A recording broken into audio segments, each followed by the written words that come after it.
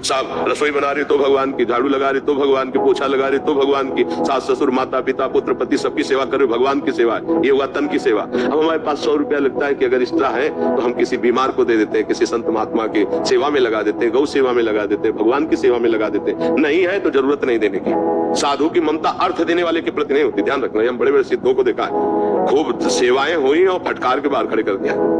सिद्धों की बात कह रहा हूँ, अच्छे अच्छे महापुरुषों की। लेकिन ऐसे अभी किसी संस्था में हम अभी दान देते हैं तो कोई कम देता है, कोई ज्यादा देता है। अपबल तपबल और बाहुबल चौथो बल है दाम, सूर किशोर कृपा ते हारे को हरिनाम। जो हार गया, जिसे धन का भी बल है तो भगवान मिलने वाले नहीं।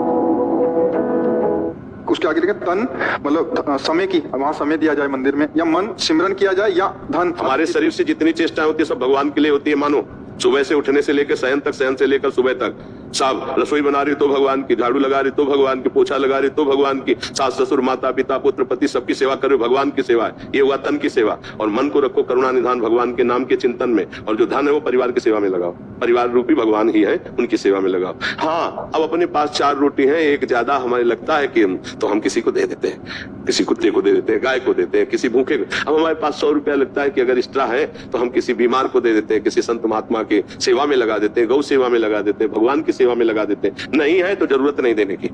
नाम जब से सब ठीक हो जाएगा।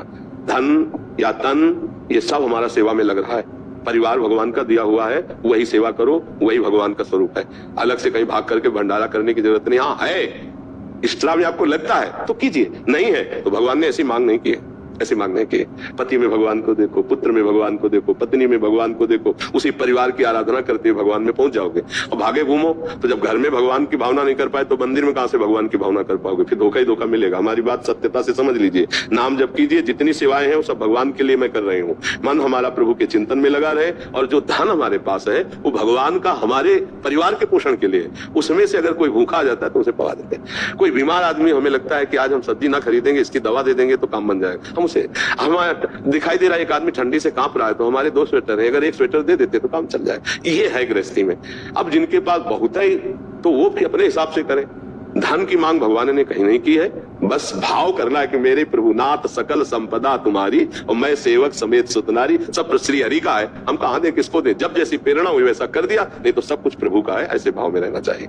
भगवान का भक्त भक्ति से प्रसन्न होता है। भगवान का जितना नाम जप करोगे उतने आप प्राण प्रिय बनोगे भक्तों के। रुपया देके और भक्तों के प्रिय बन जाओ तो ये समझ लो कि वो तुम्हारे जैसा ही है। नहीं, ऐसा कदापि नहीं हो सकता। अर्थ देने वाले के प्रति ममता साधु की हो ही नहीं सकती। साधु की ममता अर्थ देने वाले के प्रति नहीं होती, ध्यान रखना। हम बड़े बड़े सिद्धों को देखा है, खूब सेवाएं हुई और फटकार के बाहर खड़े कर दिया। सिद्धों की बात कह रहा हूँ, अच्छे अच्छे महापुरुषों की। जगह खरीदी, कुटिया बनाई, इसके बाद उनके लिए निषेध हो गया, आप कुटिया में नहीं घुसोगे। सब उत्सव हो रहा है, सब आ रहे हैं, जा रहे हैं, वो बाहर दरवाजे खड़े हैं, वो खिड़की से भी झांक के देख लेते हैं। जब चेहरे में कोई शिकन नहीं तब शाम को खड़े रहे वो ऐसे। शाम के बुलाया और कहा प्रसाद ले लीजिए, निहाल कर दिया। तनिक भी देहाभिमान, तनिक भी तान का भाव नहीं।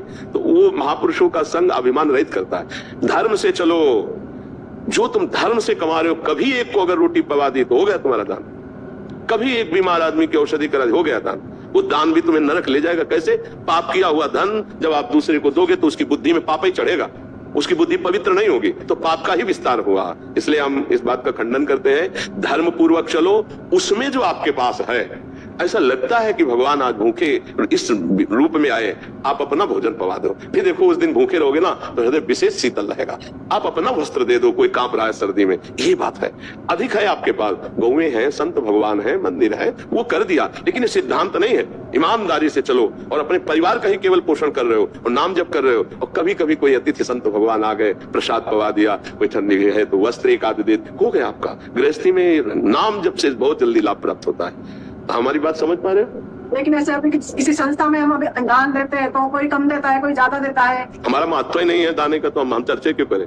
हमारा जो दान शब्द है वो केवल नाम जप के लिए। अपनी श्वासों का दान करो, एक एक श्वास सुमिरन में लगाओ, इससे बड़ा कोई लाभ नहीं। रुपया पैसा है, सबसे बड़ा दान श्वासों का दान। राधा राधा राधा, तुम्हारा परम मंगल हो जाएगा। हमारी बात मान लो। और बहुत धनी हो तुम्हें कि दान ही करना है।